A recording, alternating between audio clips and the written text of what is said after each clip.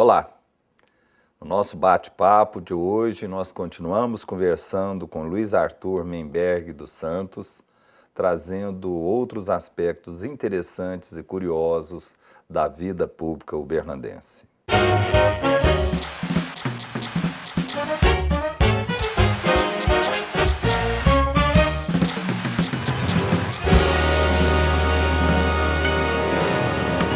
Me fala um pouco aqui, que é uma pessoa que a gente quer muito apresentar também. Eu queria que você falasse um pouco do Dr. Genésio.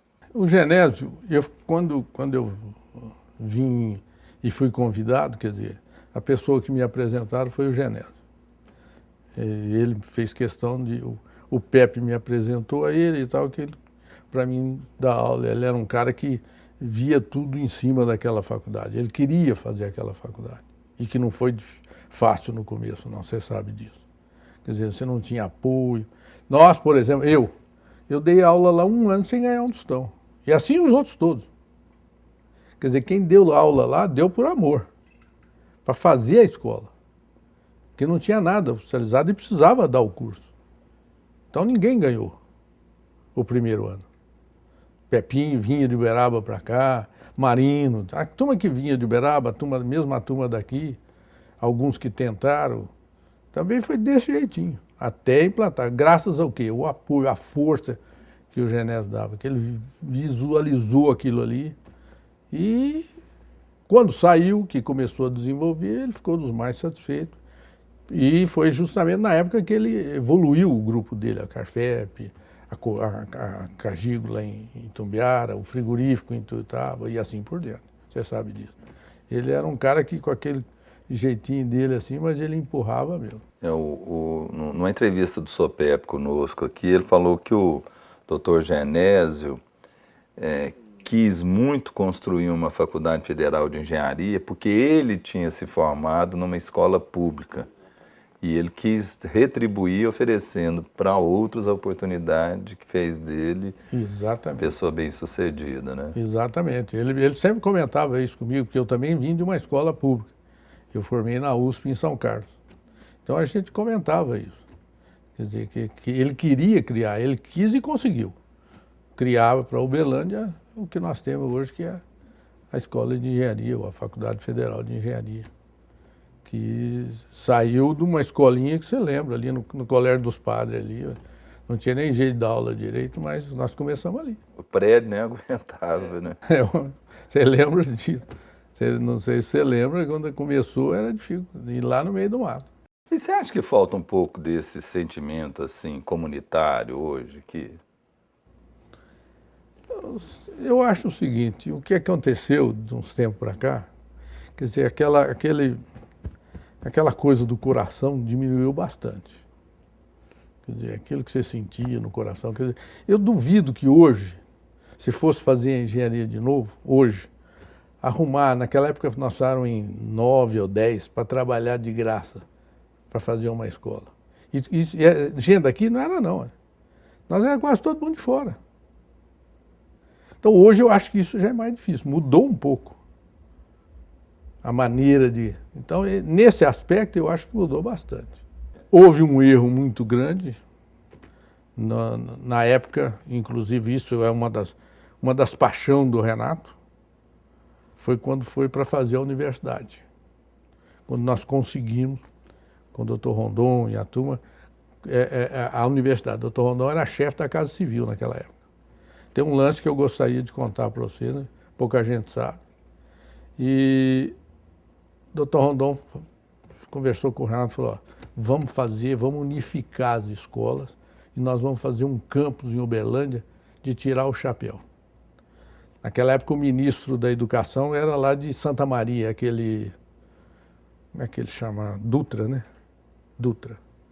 Era um senhor forte, grande, era ministro da Educação. E o Rondon, chefe da Casa Civil. E nós fomos tentar criar um campus universitário com as escolas juntas. A medicina estava começando lá, a escola particular, mas começando. E nós também estávamos no segundo prédio. Aí nós fomos com o ministro, ele falou, se vocês fizerem num lugar só, O que eu fizer para Santa Maria, eu faço para Uberlândia. Chamou, naquela época era o Sérgio que acompanhava a gente lá em Brasília. O filho do Rondon. O filho do Rondon. Aí o Sérgio com a gente, fomos para o ministério, deixou tudo. Só que quando a gente chegou aqui, que nós fomos tentar mudar a cabeça do pessoal, tentar direcionar o pessoal para fazer um campo só, o pessoal da medicina não aceitou. E aquilo foi a maior paixão do Renato. Foi ele não ter aceitado criar o campus. Num terceiro lugar que já tinha arrumado, o Renato arrumou 150 alqueiros. Nós adiantamos bem o processo. Nós já estávamos com 150 alqueiros, como dizia o Renato, debaixo do balaio. Tá certo? Para poder implantar a universidade num campo só. Mas o pessoal da medicina não aceitou. E onde seria esse terceiro campo? Lá, sabe, você lembra ali indo geograficamente é o melhor lugar. É onde, para baixo um pouquinho da onde implantou a Unitri. A Unitri. Um pouco para baixo aí. Na fazenda daquele... Era 150 alqueiros na fazenda daquele que foi sócio do... Como é que ele chama? Da Transcol, que era companheiro do... Cunha, não? O Cunha. Exatamente. Ali na fazenda dele. 150 alqueiros. Nós íamos implantar ali, ó. Estava tudo arrumadinho. Teve que visão, né? Tudo arrumado. Eu trouxe aqui em Uberlândia o professor Paulo Camargo, o homem que implantou a cidade universitária de Brasília, que era muito meu amigo. Ele veio aqui sem ganhar não ganhou um tostão. Ele ficou 2 dias aqui. O Renato ficou bobo. Falou, você é amigo do homem? Eu falei, sou amigo dele. Quando eu estudei, nós ficamos amigos, gosto, e eu sei que ele gosta de mim. Ele veio aqui em Uberlândia. O Renato mandou a passagem, tudo. Ele ficou 2 dias aqui para nós estudar um melhor lugar. Por causa de fluxo, de ar, tudo. Quer dizer, então ele escolheu lá. O professor Paulo Camargo andou aqui. É o que fez a escola, o campus universitário lá de São Paulo, da USP. E depois ele projetou Brasília. Nós ficamos, eu me lembro, na época, nós ficamos uns 3 dias em Brasília até ajustar com o ministro, que o ministro ia dar para a gente. Ajudado pelo Sérgio. O Sérgio do Rondon, por isso que o Renato, quando ele morreu, o Renato fez questão de homenageá-lo, colocando o nome dele na Praça Sérgio Pacheco. Renato adorava aquele rapaz. Apesar de politicamente ele com o Rondon eram de alas opostas, mas aquele menino o Renato gostava, e muito. E ele tinha um futuro político violento. Era muito inteligente. Para trabalhar eu nunca vi daquele jeito.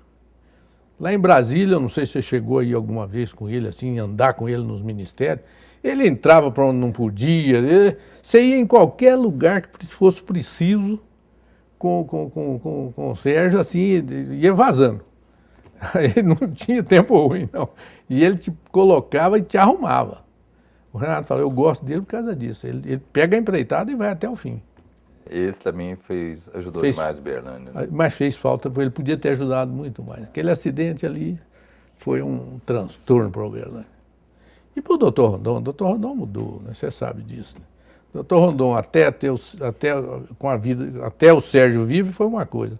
Depois que o Sérgio morreu, ele continua o mesmo Rondon, tudo, mas aquele entusiasmo, eu pelo menos sinto isso. Foi muito bom a gente resgatar aqui momentos marcantes aqui do Distrito Industrial de Uberlândia, da construção de Sucupira e também outras passagens aqui da nossa história. Até a próxima. E hoje nós ficamos por aqui. Envie as suas sugestões para o e-mail close@close.com.br e acompanhe o nosso programa pelo site uberlandiadeontem.com.br. E até o próximo programa, se Deus quiser.